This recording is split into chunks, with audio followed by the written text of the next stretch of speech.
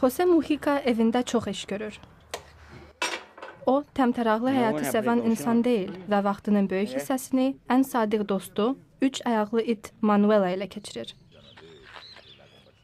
Lakin Jose Mujica həmçinin Uruguayın prezidentidir və beynəlxalq mətbuatda dünyanın ən yoxsul prezidenti adlandırılıb.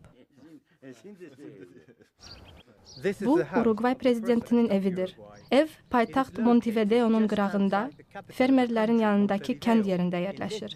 Bu məkan o qədər fərqlənir ki, onu qorumaq üçün evin qarşısında 2 nəfər polis işçisi durur. Belə həyat tərzi bir çox ölkənin rəhbərinin həyat tərzindən çox fərqlənir. Nadir hal olaraq BBC-yə prezidentin yaşayış yerinə daxil olmağa icazə verilib.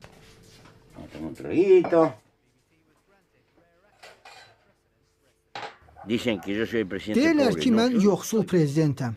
Yox, elə deyil. Yoxsul adamlar gözləri doymayanlardır. Onlar yoxsuldurlar çünki bu sonsuz istəklərini reallaşdırmağa həyatlarında kifayət qədər vaxtları olmayacaq. Bu adi həyat tərzi mənim öz seçimimdir. İstədiyim kimi yaşamağa vaxtım olsun deyə az əşya ilə kifayətlənirəm. Prezident Mujica var dövləti haqqında son rəsmi bəyanatında deyib ki, cəmi 2 avtomobilə, kiçik məbləğdəki mülkiyyətə və kənd evinə sahibdir. O, həmçinin ayda $12.000 maaşının 90%-ni xeyriyyə üçün ayırır. Onun avtomobili ən çox qiymətləndirdiyi əşyasıdır.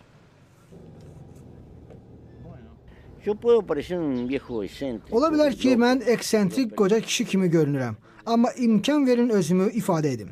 Dünyanın liderləri davamlı inkişaf haqqında danışırlar. Bəs bu inkişaf nəyin üzərində qurulur? İnsanları kütləvi istehlaka vadar etmək üzərində qurulur. Amma sonra biz bugün gördüyümüz kimi iqtisadi böhrana məruz qalırıq. Cənab Mujica 60-cı və 70-ci illərdə Uruguayın solçu partizan dəstəsinin üzvü olub. Keçmişinin nişanələri hələ də onunladır. Bədənində 6 güllə yarası var və həyatının 14 ilini həbsdə, əsasən təcridxanada keçirib. Jose Mujica 2 il əvvəlki prezident seçkilərində böyük fərqlə qalib gəlib və prezident müddətinin yarısı keçib. Hazırda o marixuananın istifadə edilməsini qanuniləşdirən aktı müdafiə edir. Lakin Uruguaylılar onun həyat tərzi və hökuməti haqqında nə düşünür?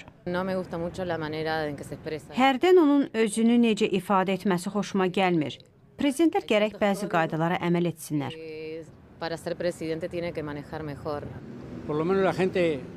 Heç olmasa o mənim kimi aşağı orta sinifdən olan adamlara daha yaxındır.